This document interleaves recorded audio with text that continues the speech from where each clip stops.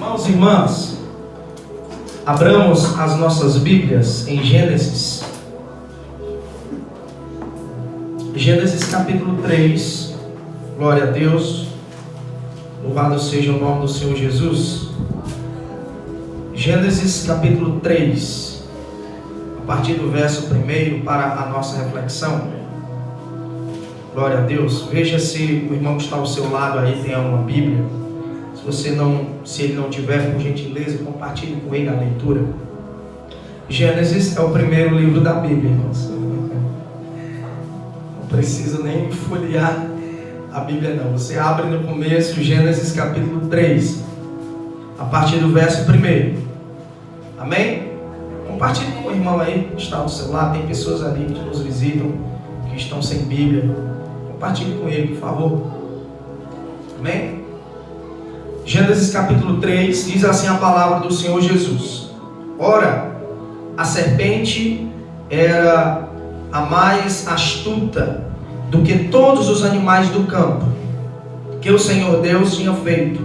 E esta disse à mulher: É assim que Deus disse: Não comereis de toda a árvore do jardim?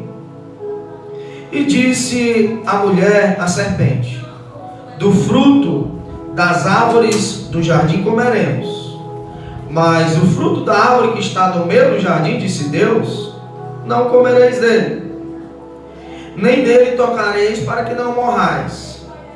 Então a serpente disse à mulher: Certamente não morrereis, porque Deus sabe que no dia que dele comerdes, se abrirão os vossos olhos, e sereis como Deus, sabendo o bem e o mal. E viu a mulher que aquela árvore era boa para se comer, agradável aos olhos, e árvore desejável para dar entendimento. Tomou do fruto e comeu, e deu também a seu marido, e ele comeu com ela. Então foram abertos os olhos de ambos, e conheceram que estavam nus, e coseram folhas de figueira, fizeram para si aventais, e ouviram a voz do Senhor Deus que passeava no jardim pela viração do dia, e esconderam-se Adão e sua mulher da presença do Senhor Deus entre as árvores do jardim. E chamou o Senhor Deus a Adão, e dizendo: Onde estás? E ele disse: Ouvi a tua voz soar no jardim, e temi, porque eu estava nu e me escondi. E disse Deus: Quem te mostrou que estava nu? Comeste tu da árvore que te ordenei que não comesses? Então disse Adão: A mulher que me deste por companheira, ela que me deu da árvore e comi. E disse o Senhor à mulher: Por que fizeste isso? E disse a mulher: A serpente me enganou e eu comi. Então o Senhor Deus disse à serpente: Porquanto fizeste isso, maldita serás mais do que toda a fera, e mais do que todos os animais do campo.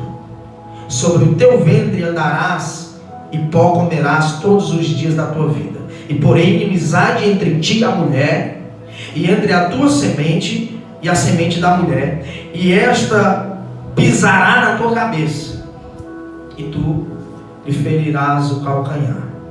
E a mulher disse: Multiplicarei grandemente a tua dor, mulher, a tua concepção. Com dor darás à luz a filhos, e o teu desejo será para o teu marido, e ele te dominará.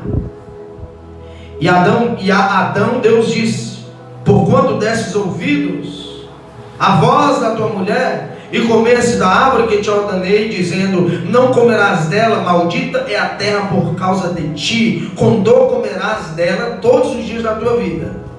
Espinhos e cardos também te produzirá, e comerás a erva do campo, no suor do teu rosto comerás o teu pão, até que te tornes a terra, porque dela foste formado, porquanto és pó, e em pó te tornarás.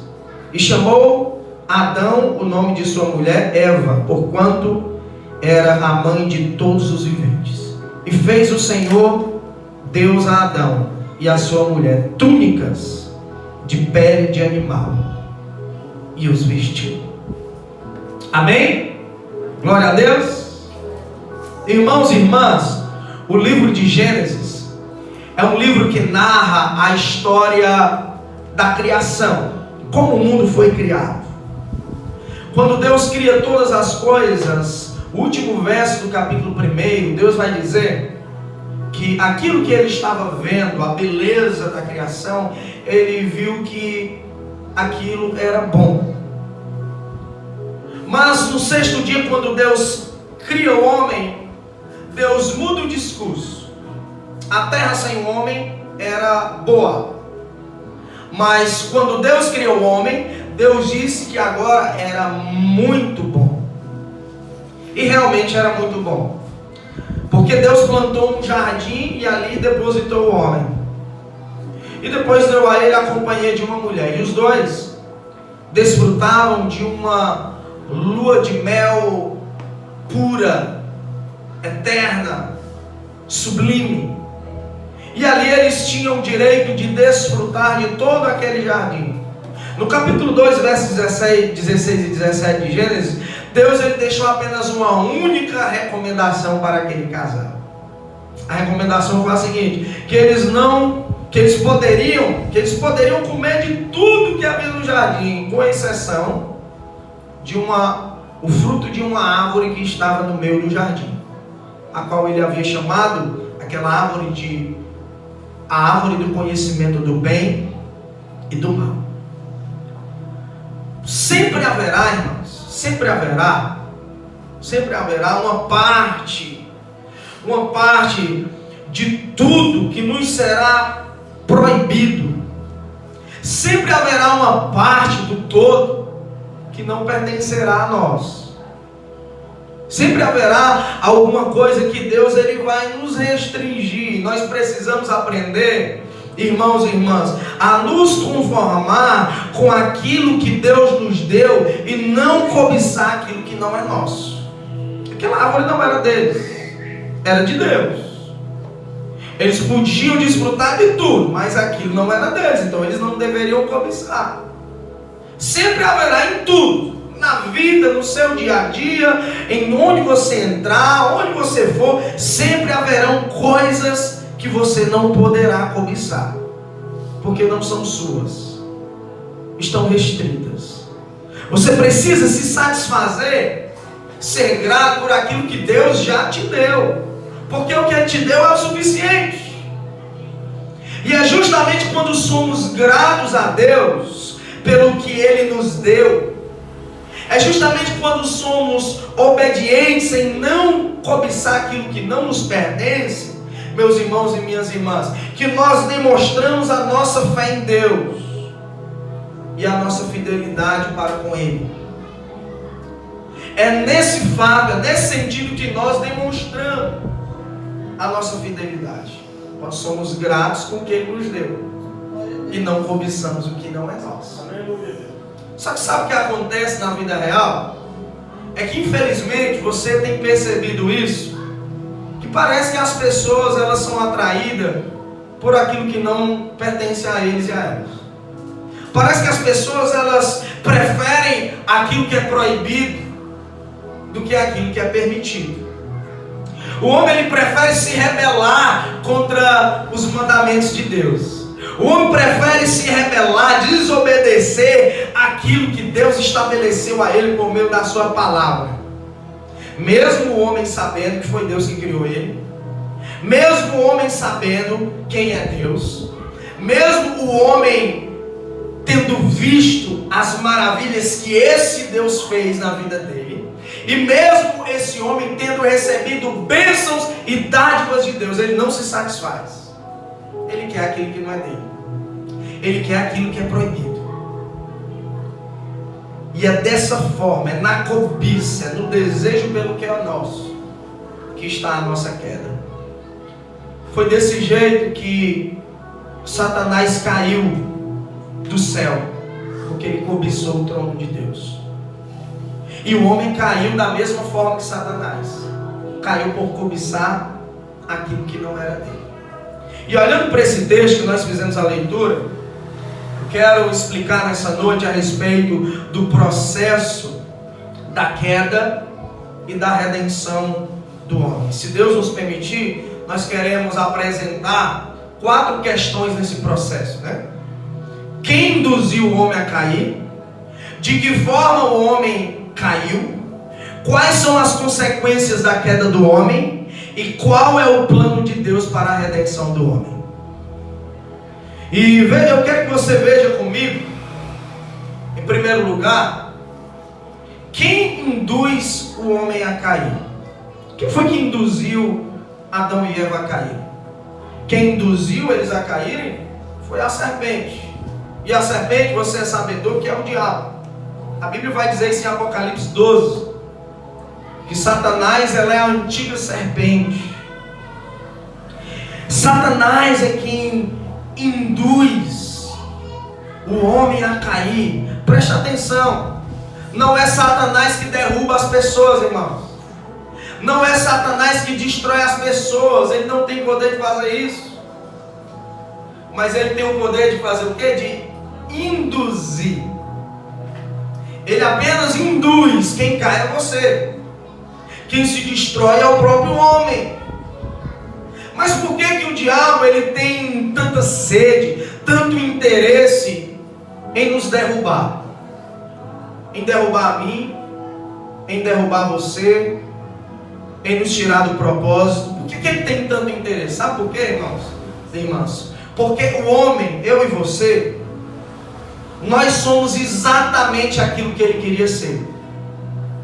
Nós somos exatamente aquilo que ele queria ser e não conseguiu ser. Em Isaías 14, do verso 13 ao 14, Satanás ele tinha um desejo, quando ele ainda habitava no céu. Ele diz ali em Isaías 14, verso 13 ao 14, ele desejava ser semelhante a Deus e estabelecer um trono ao lado de Deus. Esse era o desejo dele. E nós sabemos que esse desejo, essa cobiça dele foi frustrada. Mas deixa eu te dizer uma coisa. Foi exatamente essa a promessa que Deus fez a mim e a você. Em 1 João, no capítulo 3, verso 2, está escrito que um dia eu e você seremos semelhantes a Deus. Um dia eu e você seremos semelhantes a Cristo. Nós fomos criados conforme a imagem, mas um dia nós seremos semelhantes a Ele. Apocalipse 3, 21 vai nos dizer que eu e você, aquele que vencer, Ele dará o direito que se assente ao trono do lado dele. Nós somos exatamente aquilo que Satanás queria ser. Nós seremos semelhantes a Deus e assentaremos ao trono ao lado dele. É essa a promessa que Deus fez para mim e para você. E é por isso que ele tenta de toda forma te derrubar. É por isso que ele tenta de toda forma te tirar do propósito. É por isso que ele faz de tudo. Ele tenta, ele induz, ele te apresenta propostas, ele provoca tentações para que você caia, para que você saia. Mas eu vim aqui nessa noite liberar uma palavra que nenhuma ferramenta contra ti prosperará. Deus não vai deixar você sair do propósito. A mão do Senhor está sobre a tua vida. Louvado seja o nome do Senhor Jesus. Aleluia. E queridos, de que forma o diabo ele induz o homem a cair? Ele induz o homem a cair lançando algumas iscas para o homem. E nós temos que ficar atentos a essas iscas. Se você ainda tiver com a sua Bíblia aberta em Gênesis 3, eu quero destacar a primeira isca de Satanás. Leia comigo o verso 1. A serpente era a mais astuta de todos os animais do campo, e essa disse à mulher: foi assim que Deus disse: não comereis de toda a árvore do jardim? Olha só, Eva abriu um canal de diálogo com a serpente. Eva deu a possibilidade para a serpente dialogar com ela. E foi justamente a possibilidade desse bate-papo, desse diálogo, que fez o homem cair. Irmãos e irmãs, muito cuidado com os canais de diálogo que você anda abrindo por aí. Muito cuidado com as possibilidades de bate-papo. E hoje nós estamos em uma era que facilita o bate-papo. Você abre o Facebook, tem o Messenger. Você vai para o WhatsApp, tem o privado. Você vai no Instagram, tem o direct. Existe uma série de possibilidades para você abrir uma sala de bate-papo com qualquer pessoa que você quiser. E muito cuidado, que uma dessas pessoas pode ser a serpente disfarçada dela. E o simples fato de você estar abrindo essa possibilidade, irmãos e irmãs, você está abrindo esse canal e abrindo uma grande brecha para que você venha a cair. Muitos casamentos têm se destruído hoje por causa de sala de bate-papo. Muitos namoros, noivados, quantas famílias têm chorado, têm vivenciado tragédias por causa de uma simples sala de bate-papo nas redes sociais. Tome cuidado para que essa sala de bate-papo não transforme o seu jardim da felicidade familiar em uma grande e terrível tragédia. E olha só o que Satanás ele fez com essa possibilidade. Ele lançou a primeira isca. Qual foi a primeira isca? A primeira isca de Satanás para o homem foi a isca da dúvida. Satanás lançou uma dúvida para ela. Ele disse: foi assim que Deus disse? Que vocês não deveriam comer nenhuma árvore do jardim. Olha como ele é sagaz. Ele pegou a ordem de Deus e distorceu. Como foi a ordem de Deus? Deus disse que eles poderiam comer de tudo, com exceção de uma. E ele chega lançando a dúvida para a mulher. Foi assim que Deus disse? Que vocês não poderiam comer de nenhuma árvore do jardim? Olha a sagacidade de Satanás. A primeira isca de Satanás para te derrubar é a isca da dúvida, irmão. É quando ele vem e lança a dúvida. Deixa eu dizer para você, a dúvida ela sempre vem com as coisas negativas. Satanás ele vai se disfarçar, como ele se disfarçou dessa serpente, vai se disfarçar de alguma pessoa e vai chegar para você: rapaz, como é que diz na Bíblia que você não pode ir para nenhuma festa, não pode fazer nada de errado? A ênfase dele é sempre nas coisas que você não pode fazer. A ênfase dele é nas desvantagens. Ele vai chegar e vai lançar a dúvida nas desvantagens. O que tu faz nesse negócio de crente aí, de igreja? Tu não pode fazer isso, tu não pode fazer aquilo, tu não pode fazer isso. Se fosse tu, eu ficava num negócio desse sem graça. Ele lança a dúvida, e sabe o que acontece? Sabe o que acontece? Ele acaba dando um nó na cabeça de Eva, e Eva fica desestabilizada com aquela dúvida lançada.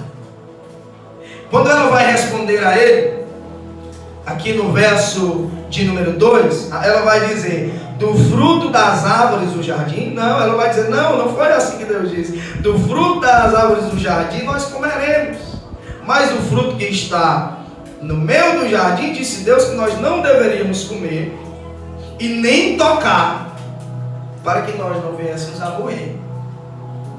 Ela exagerou a ordem de Deus. A ordem de Deus era que ela não deveria comer.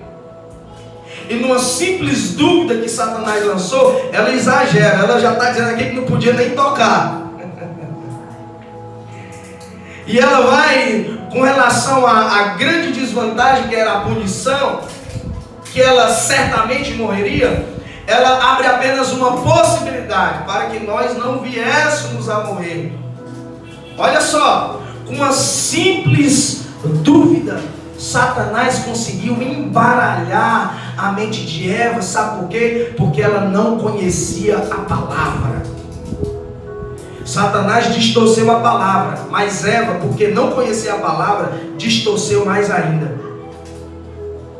Existe um grande perigo, irmãos e irmãs, de Satanás chegar para você, lançar dúvida, e pelo fato de você não conhecer a palavra, você se embaralhar todinho.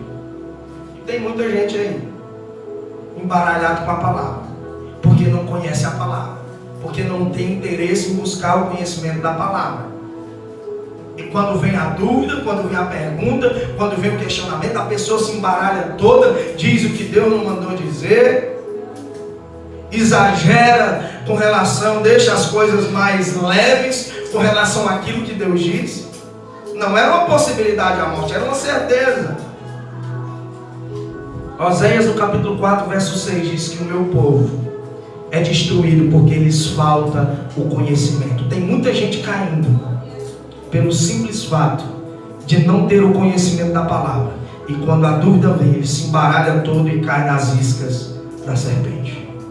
A segunda isca que Satanás lançou na vida de Eva está no verso de número 4, leia comigo. Então a serpente disse à mulher: certamente não morrereis. Olha aí. A segunda isca de Satanás é a mentira. Ela viu que Eva não conhecia a palavra e agora ela categoricamente negou a palavra, porque Deus disse que se ela comesse, ela ia morrer. E a serpente agora está lançando a segunda isca. Essa daí é fraquinha, lancei uma, ela se embaralhou. Agora eu vou negar completamente, certamente você não morrerá.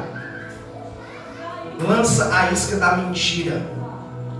E essa isca é uma isca que tem enganado e fisgado e derrubado muitas pessoas. Através da mentira, Satanás está dizendo para muitas pessoas que todo mundo é filho de Deus. Não, o importante é meu coração, todo mundo é filho de Deus. Isso é mentira. Romanos 8 vai dizer que somente os que são guiados pelo Espírito de Deus é que são filhos de Deus. João capítulo 1 vai dizer que somente aqueles que confessam ao Senhor Jesus como Salvador da sua vida e nascem de novo é que são filhos de Deus. E tem muita gente enganada, fazendo tudo que não presta, achando que é filho de Deus, e não é. Através da mentira, Satanás está dizendo para muita gente que não existe mais inferno, que todo mundo vai para o céu, que ela pode morrer, que ela vai para o céu porque tem um purgatório para ela se purificar. Através da mentira, Satanás está dizendo, inventando até que ele mesmo não existe. E tem muita gente que está deixando de acreditar no inferno, deixando de acreditar no diabo, deixando de acreditar em muitas coisas, deixando de acreditar na justiça de Deus, na ira de Deus, no juízo de Deus. Por quê? Porque estão ensinando um evangelho mentiroso, dizendo que Deus é amor, ama todo mundo e vai todo mundo para o céu e todo mundo filho de Deus. É mentira. É uma isca que está derrubando muitas pessoas. Sabe qual foi a terceira isca que Satanás lançou? Essa é a pior de todas. No verso 5 ele vai dizer: porque Deus sabe que num dia que se deles comerdes, se abrirão os vossos olhos e sereis como Deus, sabendo o bem e o mal. Sabe qual é a terceira isca? A isca da ilusão. Satanás é especialista em vender ilusões. Ele está vendendo uma grande ilusão aqui para Adão e Eva. Sabe qual? Que eles serão iguais a Deus se eles desobedecerem a Deus. Olha só. Estão oferecendo a Adão e Eva uma liberdade. Você não precisa obedecer a Deus. Faça o que vocês quiserem. Você está com vontade de ir? Siga o seu coração. Essa isca da ilusão é uma isca, irmãos, que tem derrubado muitas pessoas. Satanás vende a ilusão para a pessoa que se ela experimentar as drogas, se ela for para o mundo, ela vai ser feliz, ela vai encontrar liberdade, ela não precisa obedecer a palavra, ela não precisa obedecer o que Deus diz, e a pessoa se ilude com essa isca de Satanás e cai de maneira terrível, porque ao invés de seguir a palavra de Deus, está seguindo suas intuições, suas emoções e o seu coração. A Bíblia diz em Jeremias 17:9 que o coração do homem é perverso, mais perverso do que todas as coisas. Então eu quero corrigir um discurso equivocado que tem embaralhado a mente de muitas pessoas. Não siga o seu coração, siga a palavra de Deus, porque se você seguir o seu coração, você vai se dar mal, você vai cair na isca da ilusão. Amém? Quem pode dar um glória a Deus aí? Glória a Deus. Se não der para dar um glória, diga pelo menos um aleluia, mas glorifique ao nome do Senhor Jesus essa noite. Amém? Provérbios 14:12 diz que há caminhos que para o homem até parecem bons, mas o final deles, irmãos e irmãs, são caminhos de morte. Até parece bom, até parece bom ir para uma farrazinha, até parece bom estar na mesa dos escarnecedores, fazendo tudo que quer, vivendo uma vida dissoluta, promíscua, até parece bom. Mas o final desses caminhos são caminhos de morte, e morte eterna. É isso que a palavra de Deus nos diz. E concluindo essa primeira parte, de como o homem é induzido a cair, nós vamos também ver nesse texto que nós fizemos a leitura, de que forma o homem cai nas iscas de Satanás. De que forma? Como ele cai? Em primeiro lugar, leia comigo o verso número 6 e a parte A. E viu a mulher que aquela árvore era boa para se comer e agradável aos olhos. Sabe como é que o homem cai? Em primeiro lugar, ele cai por causa da cobiça dos seus olhos. Tudo começa pelos olhos. Eva contemplou, viu que era bonito, viu que era agradável, e com os seus olhos ela começou a desejar aquele fruto. A Bíblia diz em Mateus 6:22 que os olhos, eles são a candeia do corpo, irmão. Se os seus olhos forem bons, todo o seu corpo será bom. Agora, se os seus olhos forem maus, todo o seu corpo será mau. Então cuidado com o que você anda olhando por aí. Cuidado com o que você anda contemplando por aí. Cuidado com o que você olha, que coisa linda, meu Deus. Cuidado onde os seus olhos estão. Talvez eles estejam na pornografia, talvez eles estejam na contemplação do pecado, talvez eles estejam no prato que o inimigo está oferecendo a você. É agradável aos olhos, parece bom, mas o final dele é um final de morte. A segunda forma que o homem cai, verso número 6, ainda, a parte B vai dizer que a árvore era desejável para dar entendimento. Eva viu que aquela árvore era desejável, irmãos. Tiago 1, verso 14 a 15, diz que o homem, ele peca quando ele é atraído pelos seus próprios desejos. Então tome cuidado com aquilo que você tem contemplado com os olhos e cobiçado com o teu coração. A Bíblia diz em Mateus 5:28 que é com os olhos e o coração que o homem pratica o adultério. É do coração que procedem todas as malícias, todos os homicídios, todas as práticas do mal. O coração é dele que procedem todas essas coisas. Então, o simples fato de um homem estar contemplando, maquinando com seu coração, desejando 1001 coisas, você sabe do que eu estou dizendo? Sem precisar entrar em detalhes, você sabe a respeito do que eu estou falando? É nesse simples fato, quando Eva olha para o fruto, quando Eva deseja o fruto, é que ela está entrando em declínio e em uma decadência terrível e desastrosa. A terceira forma que o homem cai, a parte C, ainda do verso 6, vai dizer que Eva tomou do fruto e comeu. a terceira forma que o homem cai é através do experimento. Preste atenção. Eva não comeu todos os frutos daquela árvore. Eva comeu apenas um fruto daquela árvore. Ela apenas experimentou. Cuidado. Muito cuidado, porque tem agora surgindo dentro das igrejas um grupo, que eu chamo esse grupo de crente moderado. Ele diz que não é pecado você tomar uma cervejinha, pecado é você se embriagar. É o crente moderado. Cuidado que com uma simples experimentação do pecado, o homem ele caiu de maneira terrível e decadente. Cuidado com esses crentes por aí que dizem: rapaz, não é pecado não, rapaz. Tu pode tomar uma cervejinha, tu pode ir na festa, tu pode tomar um vinhozinho porque é bom pro sangue. Cuidado, irmãos, com o experimento. Pergunte a um viciado como foi que ele se viciou. Se foi se esbaldando ou se foi experimentando. Pergunte a um alcoólatra se ele se tornou alcoólatra tomando um porre logo de cara ou apenas experimentando.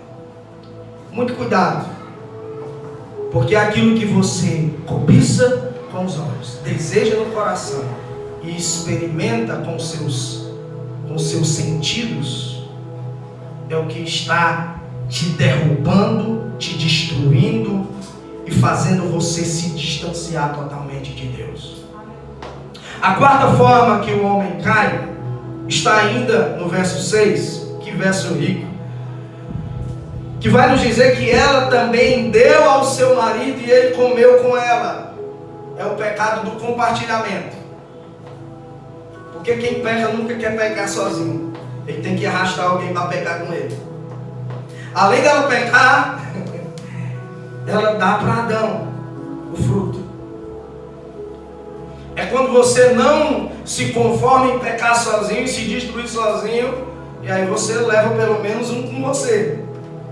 Aí você derruba pelo menos um com você. Rapaz, vamos comigo, rapaz, não deixa eu pecar sozinho não. E ela deu esse fruto para Adão, e olha só que interessante. Eva pecou, caiu, porque ela foi induzida a cair. Adão não. Adão não foi induzido. Adão pecou conscientemente. A serpente dialogou, iludiu, mentiu, lançou dúvida. Adão não. Está aqui o fruto. Aí, opa, é o pecado consciente e o pecado induzido. É por isso que em toda a Bíblia Deus ele vai responsabilizar Adão pelo pecado. É isso que a Bíblia vai dizer em Romanos no capítulo 5, que por um único homem entrou o pecado no mundo e todos foram feitos pecadores. Essa é a forma que o homem é induzido a cair, e essa é a forma que o homem cai. Quais são as consequências da queda do homem? O texto também vai nos dizer.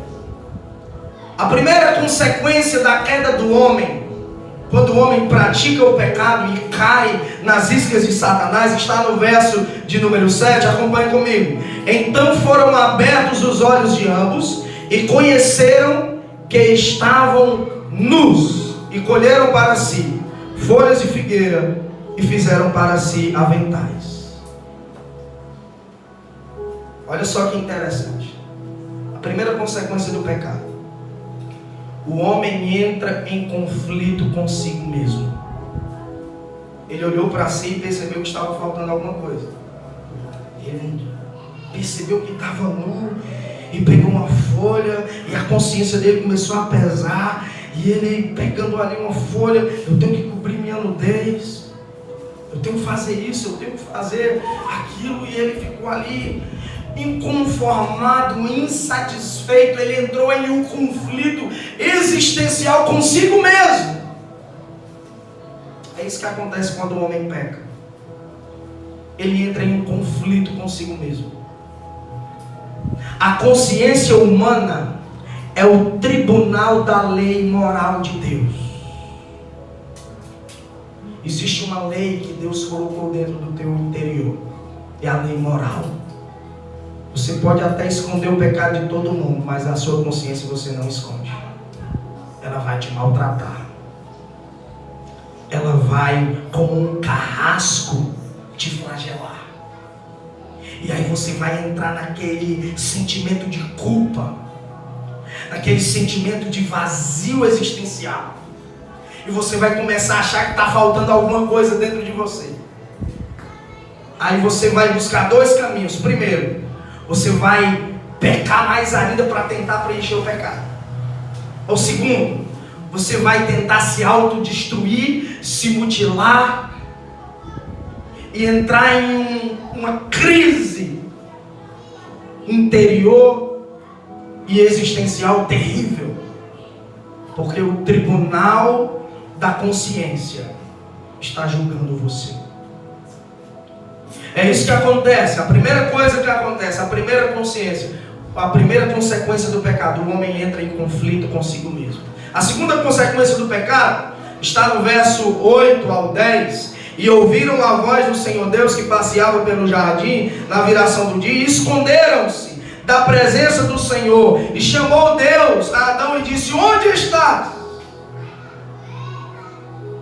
E ele ouviu a voz soar no jardim. E ele disse, eu ouvi a voz soar no jardim e temi porque eu estava nu e me escondi. Quando Adão peca, a primeira coisa que ele faz é se esconder. A segunda coisa que ele faz é dar desculpas. Essa é a segunda consequência do pecado. O homem entra em conflito com Deus. Pode prestar atenção que quando a pessoa peca, ela começa a se esconder. Ela não vem para o culto. Vou para o culto hoje não, porque tu é com vergonha de ir para a igreja. Fiz tanta coisa que não presta.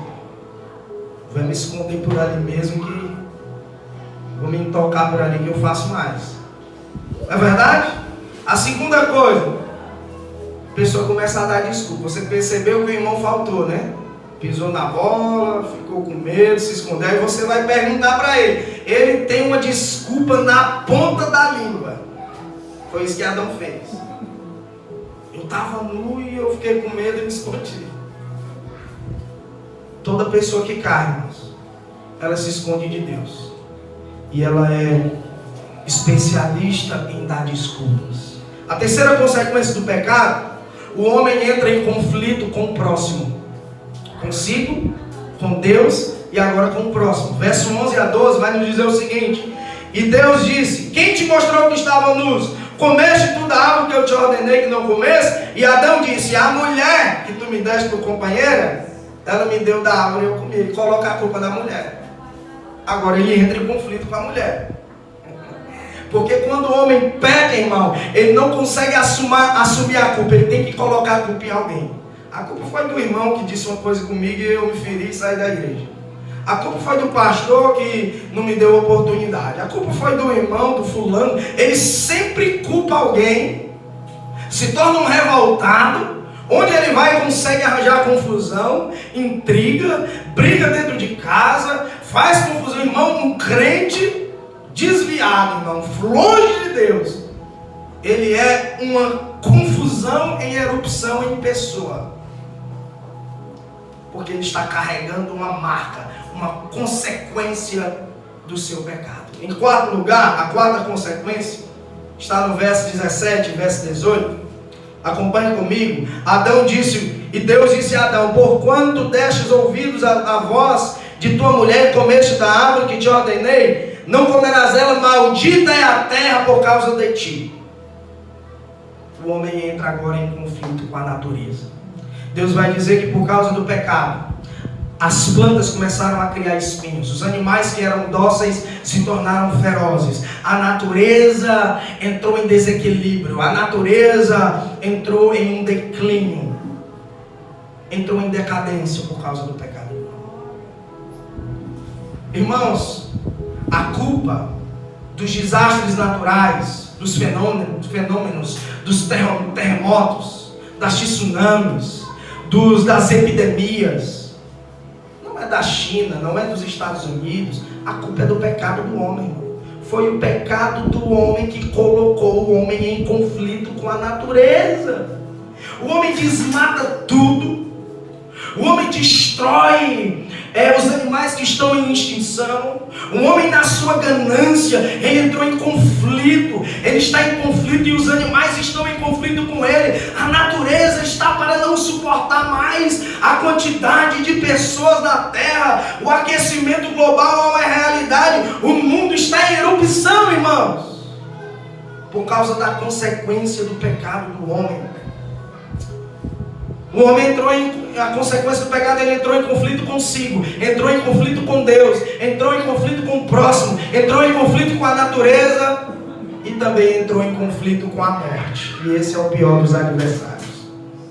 O verso de número 19, a parte B, vai nos dizer o seguinte: até que tornes a terra, porque dela fosse tomado, porquanto és pó, e em pó te tornarás. Conforme Deus havia dito que se o homem comesse daquele fruto, certamente ele ia morrer, se torna uma realidade na vida do homem. O homem agora está destinado à morte. O homem agora, quando ele nasce, ele já nasce com um cronômetro. Ele nasce com um cronômetro do seu coração batendo e marcando uma contagem regressiva para a morte. Jó, no capítulo 18, 14, verso 14, ele diz que a morte é o rei dos terrores. Todos temem a morte. Eu e você tememos a morte. Eu e você a qualquer momento podemos morrer. Por quê? Porque o salário do pecado é a morte. Estamos destinados à morte. E para concluirmos, qual é a grande solução para esse drama da queda do homem? Qual a nossa esperança? Qual a esperança que esse texto nos mostra, na qual nós devemos nos apegar, a fim de encontrarmos uma redenção? Eu quero apresentar apenas 2 aspectos redentivos de Deus aqui nesse texto que fizemos a leitura. Em primeiro lugar, acompanhe comigo o verso número 15, está a promessa de Deus. Deus disse no verso 15 que da semente da mulher nasceria um que iria esmagar a cabeça da serpente. Essa promessa aconteceu. Essa promessa se cumpriu. Um dia, da semente de uma mulher chamada Maria, conforme a profecia de Isaías, que havia dito: a virgem conceberá e dará à luz a um filho, e o seu nome será maravilhoso, Conselheiro, Deus forte, Pai da eternidade, Príncipe da paz. A virgem concebeu, e do Espírito concebeu e deu à luz a um filho. E este nasceu, nascido de mulher, 100% humano, 100% Deus. Foi levado ao deserto pelo Espírito, e quando ele chega no deserto, a serpente vem ao seu encontro para tentar. Da mesma forma que ela lançou as iscas para Eva, ela vai lançar agora as iscas contra a semente da mulher. E a primeira isca que ele lança é justamente a isca da dúvida. Ele vai dizer: se tu és o Filho de Deus, transforma aí essa pedra em pão. A segunda isca que ele vai lançar é a isca da mentira. Ele coloca Deus no pináculo do templo e diz: pula daí, que não vai acontecer nada. A terceira isca que ele lança é a isca da ilusão. Ele diz para Jesus: ó, se tu se prostrar aqui e me adorar, eu vou te dar todas as riquezas e o sucesso do mundo. Jesus não caiu nas iscas de Satanás, porque enquanto Eva se embaralhou porque não conhecia a palavra, Jesus venceu Satanás pela palavra. Ele disse: está escrito, não tentarás ao Senhor teu Deus. Está escrito, nem só de pão viverá o homem, mas de toda a palavra que sai da boca de Deus. Ele pisou na cabeça da serpente no meio daquele deserto. Mas preste atenção, Adão pecou no jardim, onde não lhe faltava nada. Jesus venceu no deserto, onde havia escassez de tudo.